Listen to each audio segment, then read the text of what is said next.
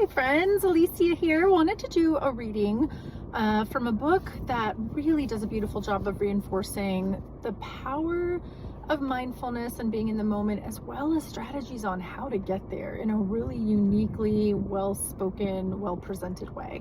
I am loving this book. It's called The Hidden Secrets of Buddhism, How to Live with Maximum Impact and Minimum Ego by Lachlan Brown. Fantastic book.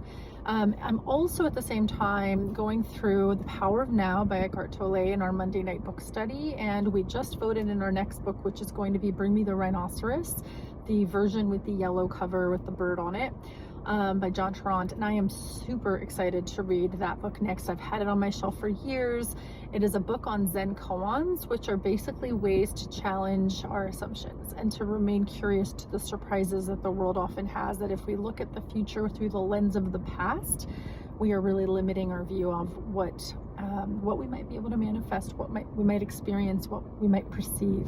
So that said, I just happened to read a section in this book about a Zen koan, and so I thought I would share that reading with you. And if anybody happens to stumble across this video and you're interested in our Monday night book study, we do meet Mondays 6 to 7:15 Arizona time through Zoom. We've been in place for years, so I don't think we're going anywhere.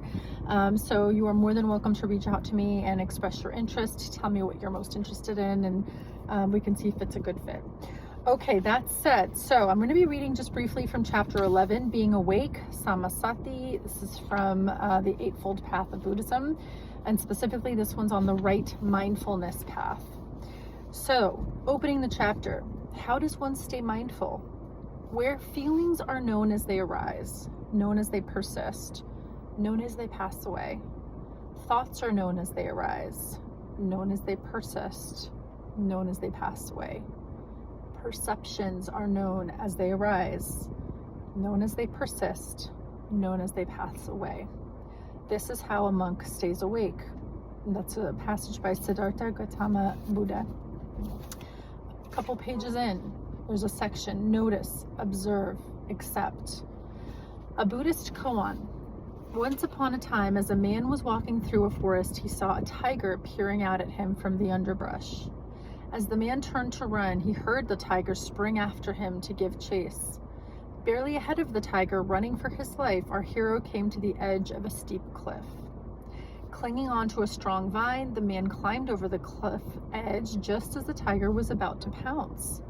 As he was hanging over the side of the cliff with the hungry tiger pacing above him, the man looked down and was dismayed to see another tiger stalking the ravine from below.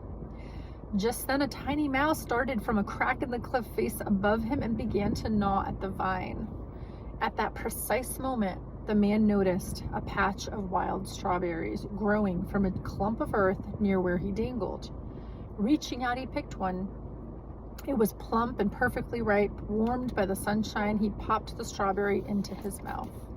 It was perfectly delicious. You've just read a classic koan, a type of Zen teaching story. It's all about living in the moment. Here's this guy, literally hanging between life and death, and what does he do? He enjoys a strawberry. It's a great reminder to focus on the here and now. Even when chaos is all around, no matter what kind of tigers or mice we are facing in our lives, there is always a strawberry. Those small, sweet moments that deserve our attention and our appreciation. The story is telling us to grab those moments, no matter what else is going on, because sometimes those moments are what life's all about. In ancient texts, mindfulness is often described in terms of guarding or watching the mind. This implies an active effort to keep the mind in a state of readiness and awareness, free from influences that might cloud judgment or lead to harmful actions. It is about being awake to life as it unfolds, rather than sleepwalking through it while lost in thought or reactivity. I'll make it as simple as it could possibly be. Mindfulness just means paying attention. Here you are, reading a book on Buddhism, but if you pay attention, you'll notice that that is not the only thing that's happening right now. You can feel the weight of the book or your e-reader in your hand or on your lap. You can feel the breath going in and out of your lungs, your chest slowly rising and falling as you exchange gases with the rest of the universe. You can feel the tiny weight of the clothes you are wearing, the way your socks hold your ankles, the way your top hangs from your shoulders. You can feel the air temperature of the room you are in, or if you are reading this outdoors, you can feel the warmth of the sun or the chill of the wind, the movement of the air around you. Maybe you can hear traffic outside or the ticking of a clock. Maybe you can hear other people living their lives around you, your family doing chores or watching TV or talking. Even in a room where it seems there isn't much going on at all, there is almost always an infinite amount of things to pay attention to.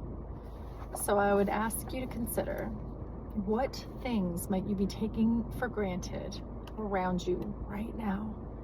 And what can you do about that? Focus.